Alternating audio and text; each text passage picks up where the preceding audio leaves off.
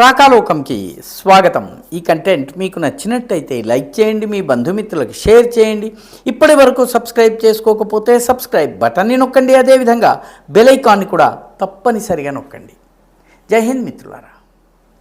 భారతదేశంలో ఉన్నటువంటి చాలామంది ముస్లింలు పాకిస్తాన్ క్రికెట్ మ్యాచ్లో గెలిస్తే పాకిస్తాన్కి అండగా జెండాలు పుచ్చుకుని రోడ్ల మీదకి వస్తారు. పాకిస్తాన్ జెండాని రెపరెపలాడిస్తూ పాకిస్తాన్ జిందాబాద్ నినాదాలు చేస్తుంటారు. చాలా చోట్ల హిందువులు ధార్మిక ఊరేగింపులు తీసుకుని వెళుతూ ఉంటే దాన్ని వ్యతిరేకించేందుకు పాకిస్తాన్ జిందాబాద్ నినాదం ఇస్తారు. వందే మాత్రం పాడరు.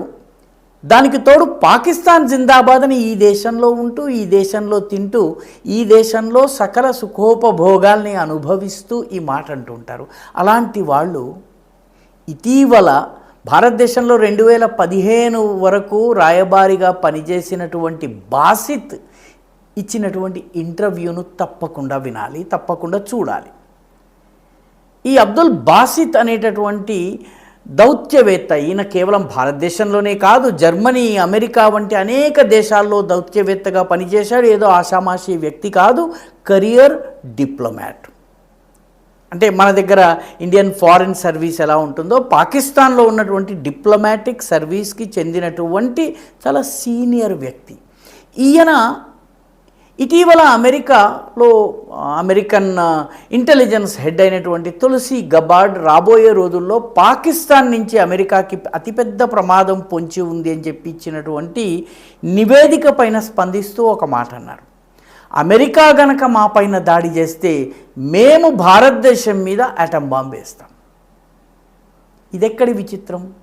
దాడి చేసేది అమెరికా.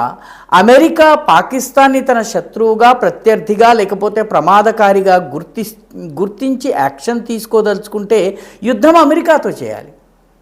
కానీ అమెరికాని కొట్టేంత దూరం వెళ్ళే క్షిపణులు మాకు లేవు కాబట్టి మాకు దగ్గరలో ఉన్నటువంటి భారతదేశం మీద మేము దాడి చేస్తాం. పైగా మామూలు దాడి కాదు, యాటం బాంబులతోటి, న్యూక్లియర్ బాంబులతో మేము భారతదేశం మీద దాడి చేస్తాం. ఇది ఒక సీనియర్ డిప్లొమాట్ అయినటువంటి అనేక సంవత్సరాలు విదేశ వ్యవహారాలు, దౌత్య వ్యవహారాలు, సఫిస్టికేషన్కి చాలా జాగ్రత్తగా ఆచితూచి మాట్లాడేటటువంటి ఫారిన్ సర్వీస్లో అనేక సంవత్సరాల అనుభవం ఉన్నటువంటి బాసిత్ ఈ మాట అనడం, ఇది కేవలం ఆషామాషి మాట కాదు. ఇది పాకిస్తానీ ఎస్టాబ్లిష్మెంట్ ఆయన చేత అనిపిస్తే తప్ప ఆయన అనరు. ఎస్టాబ్లిష్మెంట్ అంటే పాకిస్తాన్ ఆర్మీ. పాకిస్తాన్ ఆర్మీ చెప్పితే తప్ప ఆయన ఈ మాట అని ఉండరు. అసలు ఈ ఇంటర్వ్యూలో ఈ ప్రశ్న కూడా విలేఖరి వేసి ఉండడు. ఎందుకంటే పాకిస్తాన్లో సెన్సార్షిప్ అనేటటువంటిది ఏమీ లేదు. పత్రికలపైన ఆంక్షలంటూ లిఖితపూర్వకంగా ఏమీ ఉండవు. ఒక కోపంగా ఒక చూపు చూస్తే చాలు, సైనిక అధికారియో లేకపోతే ఐఎస్ఐకి చెందినటువంటి సీనియర్ ఫంక్షనరీయో ఒక చూపు చూస్తే చాలు పత్రికలు, టీవీలు తమను తాము అడ్జస్ట్ చేసుకుని ఒదిగి మాట్లాడతాయి. పాకిస్తాన్ సైన్యము, ఐఎస్ఐ అనుమతి లేకుండా అక్కడ ఎవరు ఏమీ మాట్లాడలేరు. కాబట్టి బాసిత్ అన్న మాటల వెనుక పాకిస్తాన్కి చెందినటువంటి సైన్యము యొక్క ఆమోదముద్ర ఉండాలి. ఆయన అమెరికా మా మీద దాడి చేస్తే మేము భారత్ మీద ఆటం బాంబు వేస్తాం, న్యూక్లియర్ బాంబు వేస్తామని చెప్పడము, ఇది పాకిస్తాన్ యొక్క మానసిక స్థితిని తెలియజేస్తుంది. పాకిస్తాన్లో ఉన్నటువంటి భారత ద్వేషము ఏ స్థాయిలో ఉందో తెలియజేస్తుంది. పాకిస్తానీ మైండ్ సెట్ని తెలియజేస్తుంది. పచ్చి భారత వ్యతిరేకత మాత్రమే ఊపిరిగా పాకిస్తాన్ బ్రతుకుతోంది. అమెరికా కొట్టినా సరే భారతదేశం మీద ఆటం బాంబు వేస్తాము, న్యూక్లియర్ బాంబు వేస్తామన్నటువంటి భాష పాకిస్తాన్లో వినపడుతోంది. అంటే ఆ దేశంలో సర్వసాధారణ ప్రజానీకంలో, పొలిటికల్ ఎస్టాబ్లిష్మెంట్లో, మిలిటరీ నాయకత్వంలో ఎంత భారత వ్యతిరేకత గూడు కట్టుకునుందో మనం అర్థం చేసుకోవచ్చు. నిజానికి ఈ సందర్భంలో ఒక సంఘటన గుర్తుకొస్తుంది.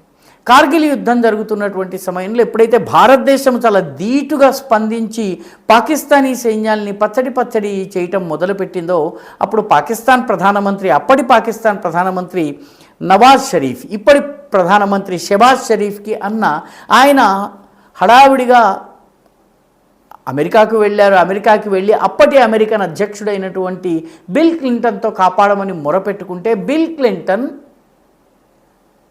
ప్రధానమంత్రిగా అప్పుడు ఉన్నటువంటి అటల్ బిహారీ వాజ్పేయికి ఫోన్ చేశారు.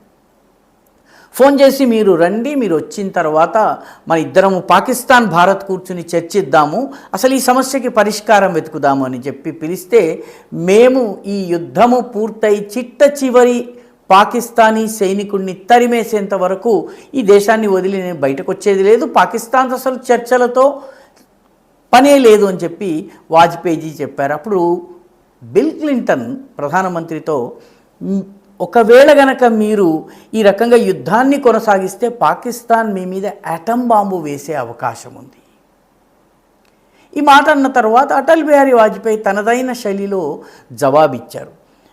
పాకిస్తాన్ ఒక ఆటం బాంబు వేయగలుగుతుంది, మా దేశంలోని ఒక పట్టణం ధ్వంసమవుతుంది, అక్కడ జనాభా ధ్వంసమవుతుంది, కానీ ఆ తరువాత మేము చేసే దాడికి ప్రపంచ పటంలో పాకిస్తాన్ అనే దేశం ఉండదు. ఈ మాట విన్న తరువాత బిల్ క్లింటన్ మౌనం వహించాడు.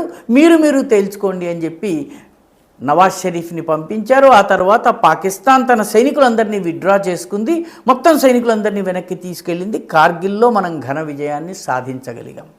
అంటే పాకిస్తాన్ అటమ్ బాంబు చూపించి భయపెట్టి బూచిలాగా మనల్ని బెదిరించేటటువంటి పని ఈ రోజు నుంచి చేయటం లేదు, ఎప్పటి నుంచో చేస్తోంది.